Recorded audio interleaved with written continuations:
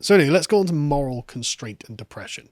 Because if there's one thing that Generation X had, it's a certain degree of sort of moral or intellectual freedom, right? We were allowed to say anything we liked, really.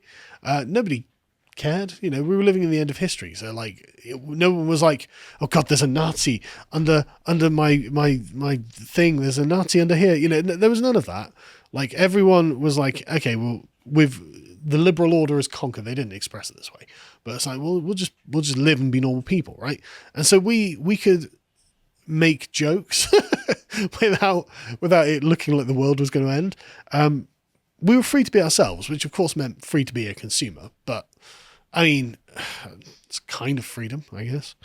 But also, and this is, I think, the main difference between what it was like in my day and what it's like now, is that Generation X was allowed to enjoy being the majority culture. As in, it wasn't, we didn't have the intrusive, moralistic busybodying of the millennials to say, no, we need to talk about gays, we need to talk about blacks, we need to talk about Muslims. No, we were just allowed to be what we were. It wasn't intrinsically self-hating. Now, you will get people who say, wow, but the tendrils were there working their way into the culture, and that may well be true, but they didn't dominate the culture, and it wasn't just this self-hating parade constantly, all day, every day, of minoritarian interests. The majority culture was allowed to have majoritarian things. And I mean, that's quite nice, really. There was a moral order that had been set by the boomers, but this was it. It's the sort of the boomer world order where it's like, okay, we're the majority.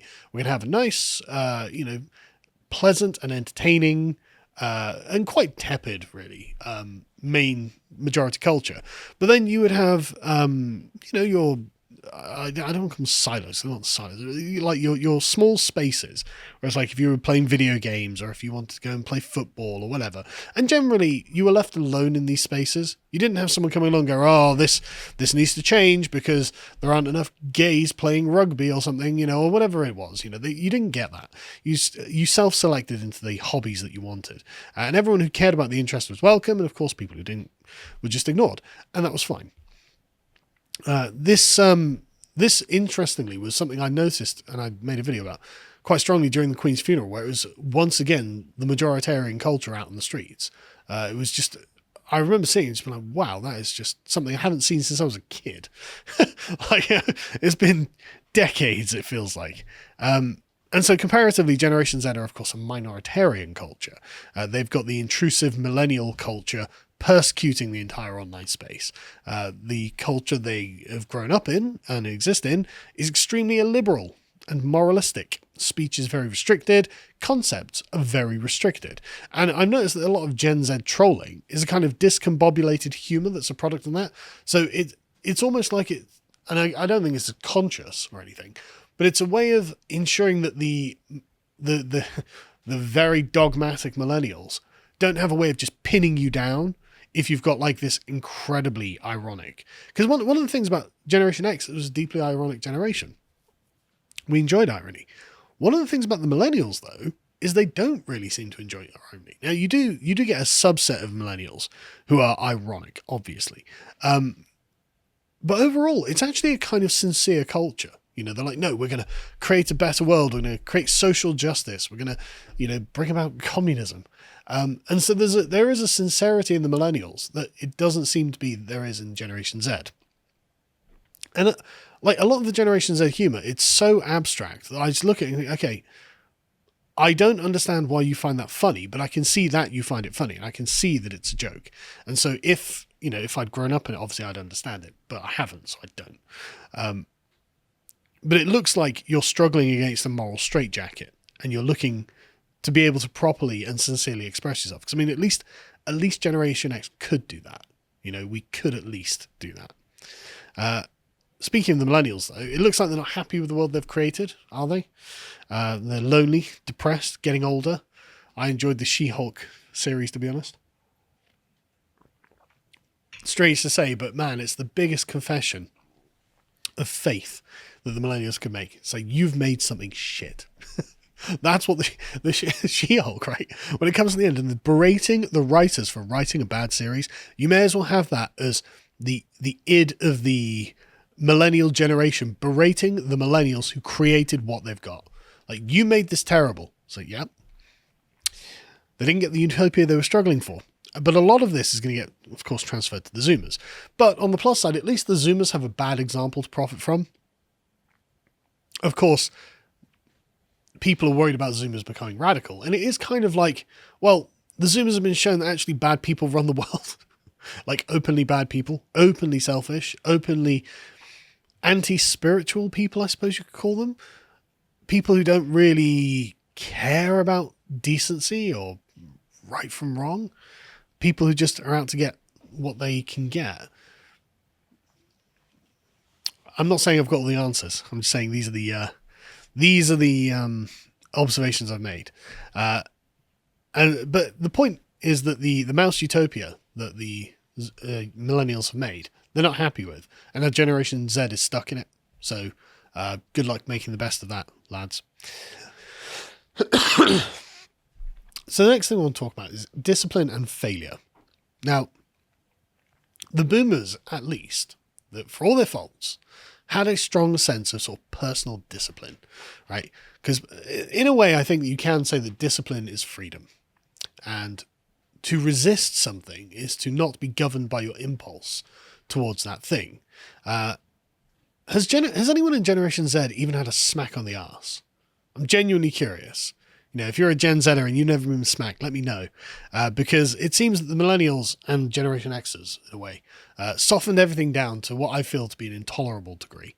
The boomers, the Generation Xers, we at least got boomer discipline, right? And it was probably good for us. It was at least quite traditional. And we also got the mindset that came with it. Work hard and you will succeed, you will be independent, etc. And if you don't, your failure is on your own shoulders. Now, I'm not saying that Gen Zers can be like, well, if I don't find £500,000 by the time I'm 25 and I can't buy a house, I'm a failure, because of course things are different. But the ethos is important, and the sort of millennial doom mongering and a sort of apocalyptic nature of millennial ideology, I think, is actually a drag and is not helping you in any way, shape or form, right? Yes, the scale's been stacked against you. Yes, there are some things that are going to have to change for you to have the same opportunities that I had or my parents had. But that doesn't mean that it's right to lean into being a loser like the millennials have done. And I think that a lot of Generation Z actually agree with this statement as well, right? And I feel kind of bad for you, right? Because we didn't have the millennials above us generationally polluting the idea that working hard at something would pay dividends, right? We didn't have that. And so, you know, we had the boomers who were like, no, go and get a job. I was like, okay. And in the end, that's good for you, right? That kind of upward momentum is good for you. But the millennials, of course, are a lost and sad generation, self-hating and infected with leftism. So, I mean, there's no hope for them, frankly. But the problem, and this goes back to the lack of focus and ability to concentrate over long periods of time, is that Generation Z seems to have little discipline. And with little discipline comes little freedom. The boredom that taught us the measure of self-discipline, the ability to be invested in something long-term, seems to have been deprived from Generation Z. And so Generation Z in many ways seem to be, well, slaves to their emotions, even more so than the millennials. It's like, with my generation, you couldn't really get addicted to porn and video games, right? Or any other vice, really, because access to these things was just too limited. You didn't have porn on tap. You didn't have video games on tap. You didn't have anything on tap. You know, so your ability to get access to a vice was a rare thing. Like if you could get beer once a week as a Generation X teenager, then you were doing very well, and then you'd have fun with your friends on like Friday or Saturday night getting drunk in the park or something, right? Which now sounds wholesome compared to some of the horror stories I end up reading. Like, I can't imagine what it must be like to be a teenager who has constant access to porn all day. Like, it was just not possible when I was young. And so what we will end up doing is we end up chasing girls. Like, we were constantly asking girls out, constantly trying to kiss them, blah, blah, blah. But if you look at the graphs now, Gen Z are getting less sex than the millennials did. The millennials are getting hardly any at all.